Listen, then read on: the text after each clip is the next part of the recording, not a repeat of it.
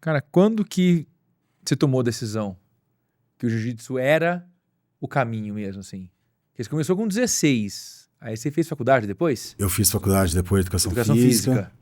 Já pensando no Gil. Já pensando no Gil. Eu sempre fui muito ligado com o esporte, né? Desde de criança. Fiz natação, basquete, futebol. Antes de entrar no jiu-jitsu, desse episódio que eu te falei, eu jogava muito futebol. Na época até com o Mamão e com o Serginho no toque de bola. Gostava muito de jogar futebol. E aí depois eu comecei a treinar o jiu-jitsu e o futebol. Depois eu acabei largando o futebol.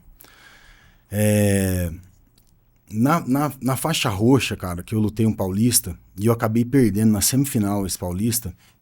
Empatou, porque a gente do interior, quando vai lutar uns campeonatos grandes de São Paulo, paulista, brasileiro e mundial, se empatar uma luta ou se ficar ali muito apertado, o cara vai dar a vitória pro cara da capital. Então eles têm já, tipo os professores, as equipes grandes, né? Então o que eu falo para meus alunos e o que eu sempre falei para mim, e eu tirei muito de lição depois que eu empatei essa aí, o cara acabou dando a vitória pro adversário. Não depender do juiz. E daí o que você vai fazer? Treinar muito. E aí, depois dessa derrota aí, cara, aí eu comecei a preocupar com musculação. Falei, eu preciso fazer a musculação direito para chegar lá mais forte, eu preciso melhorar o meu gás, eu preciso melhorar... Então, acho que depois, eu acho que a derrota é a melhor maneira de ensinar a gente. A lição, assim, pra você voltar depois mais forte, né? Pelo menos comigo sempre foi assim. Às vezes, quando eu perdi uma vez ou outra, ou quando acontecia alguma lesão, né? Machucava um joelho, machucava...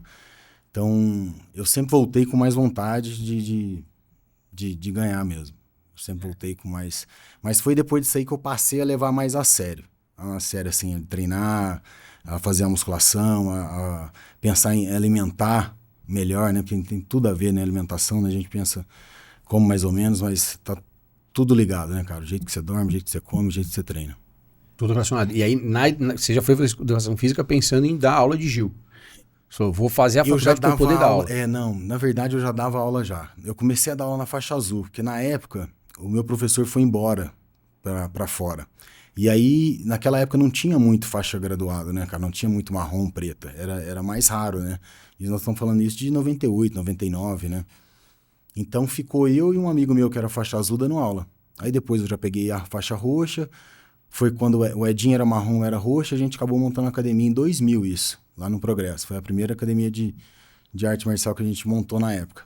Então, naquela época não tinha muito graduado, assim, era raro o cara faixa roxa, faixa marrom, né? Então, por isso que eu comecei a dar aula mais cedo. Porque não tinha professor e outro que a gente ali da turma eram os mais graduados. Então, a gente ficou ali no horário que a gente já treinava, puxando os treinos, e aí a gente foi graduando com o professor do Rio, né? Que ele vinha para cá uma vez por ano e fazia essa graduação. Então, da azul até a preta, eu graduei com ele. Ele vindo para cá uma vez por ano, mais ou menos. E aí a gente começou. E naquela época, né, cara, não tinha YouTube também, né? Tinha umas fitas de cassete, tinha poucos campeonatos de jiu-jitsu. Então, eu falo assim, o jiu-jitsu, cara, ele é tão maravilhoso, né? Que a gente acabou aprendendo muito jiu-jitsu treinando.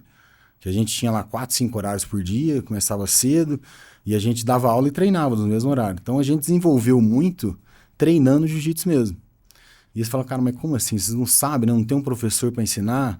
Tinha um animal, que era uma vez por ano, às vezes a gente ia pro Rio, mas era muito pouco.